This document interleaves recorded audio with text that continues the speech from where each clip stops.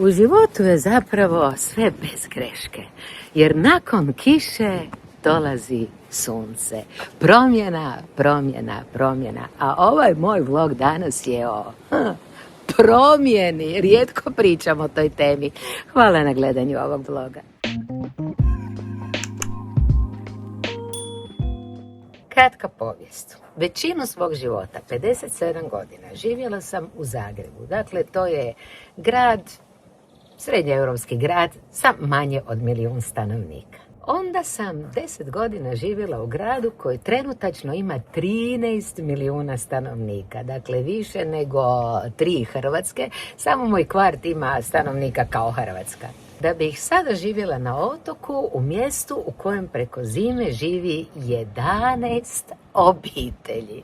Kad smo Ivica i ja rekli da selimo na otok i da će nam veliki grad postati mali Lošinj u odnosu na naše Ustrine, rekli su pa dobro, kako ćete preživjeti zimu, pa tamo se ništa ne događa. Bili smo spremni na to, kaže Ivica, a Vitica, ti i ja se uvijek nekako snađemo, valjda ćemo se snaći i na malom Lošinju. Kad ono iznenađenje, mali Lošinj je preko zime toliko živ sa tako mnogo događanja da se to ne da opisati. Kazališne predstave, književni susreti, izložbe, a za vikende se stalno nešto događa na trgu.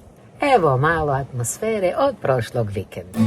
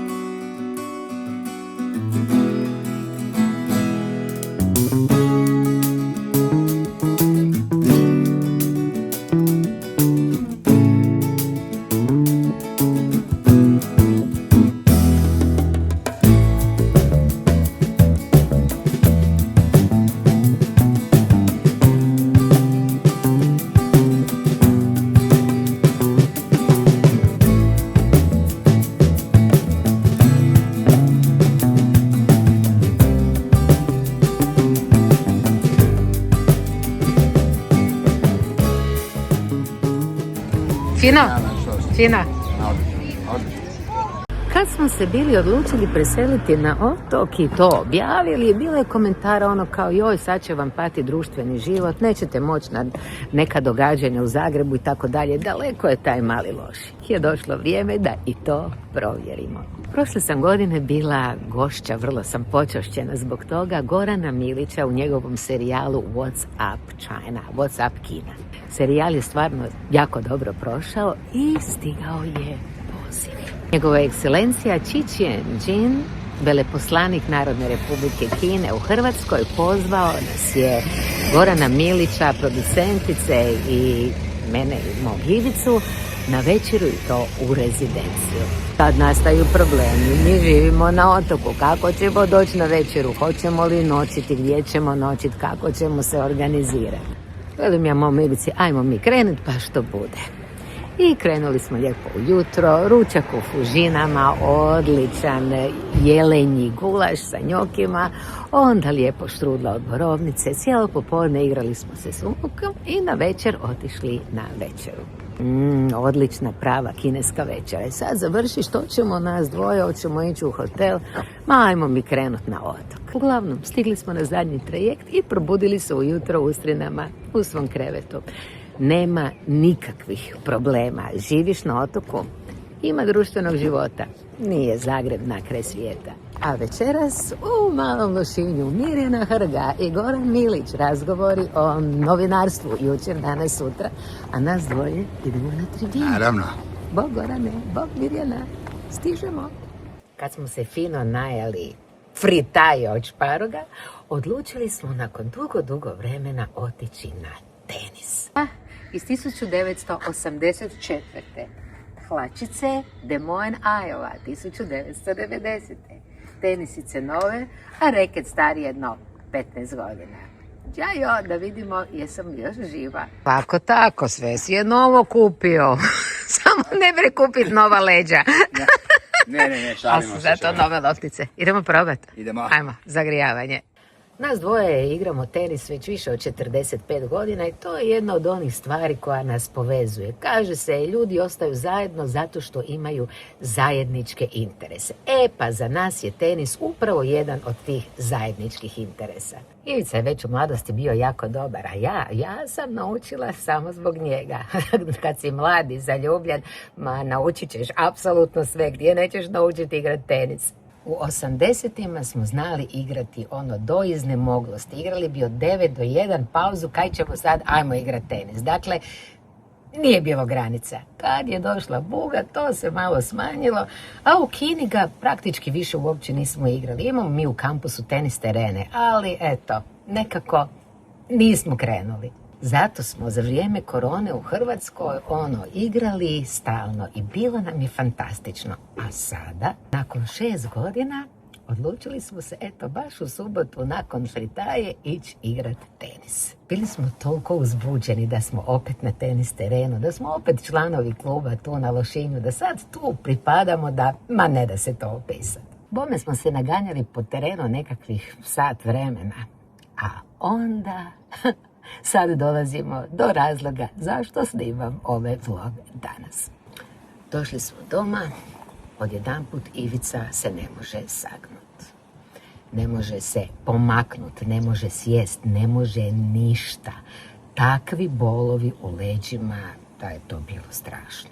Planirali smo mi i u nedjelju ići na tenis, ali bolovi su bili tako užasni da nije mogao izaći s kuće, a kamoli da primi reket u ruku. I kako to već biva s muškima, jauče, boli ga, cijeli se svijet srušio i kreće totalna negativa.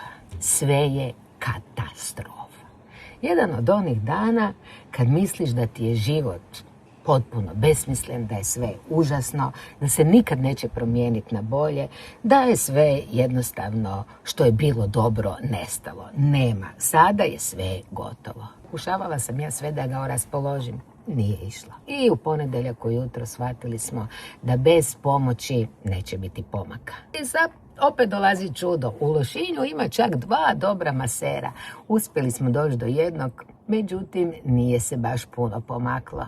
Na kraju je završio na hitnoj pomoći. U subotu treba igrati predstavu, kaže Vitica, nema šanse, ja neću moći igrati predstavu. Sad kreću sve katastrofični scenariji.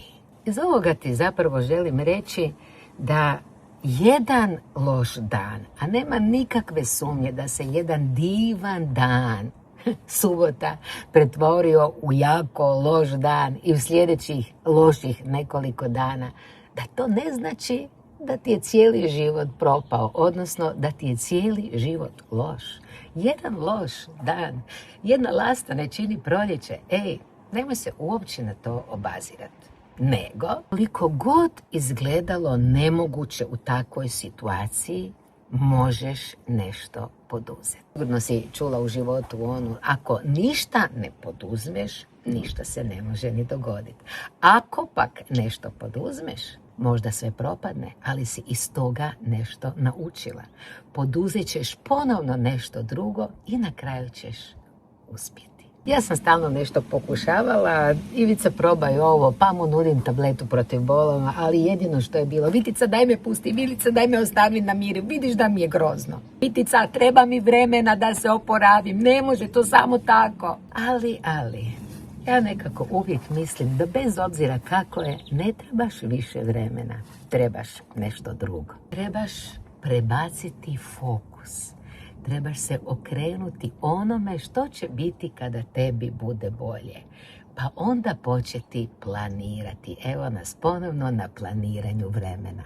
Nije dobro ostati samo u tom užasu u kojem si sad, a ja znam da mu je bilo teško. Ali kakve svrhe ima? Kakvog smisla ima to? Kreni se prema budućnosti. fokus na sutra, fokus na sljedeći tjedan, fokus na sljedeći mjesec, fokus na sljedeću godinu. Odmakni se od toga da te bole leđa i počni ipak misliti što će biti kada sve ovo prođe i pripremi se. Vrijeme je za promjenu. Ukratko, počni planirati. I na kraju, samo ću još jednom reći da jedan loš dan ne znači da ti je cijeli život loš.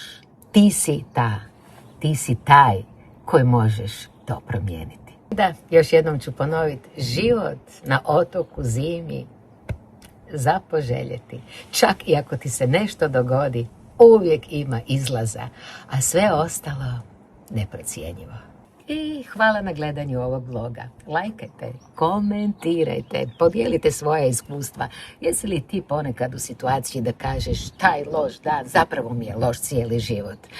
Ako imaš nekoga koji ima problem kakav je imao moj Ivica, proslijedi ovaj vlog, možda pomogne. I na kraju, ako se još uvijek nisi pretplatila na moj vlog, sada je trenutak. Klik subscribe. Doviđenja. Još uvijek iz Ustrina. Mua.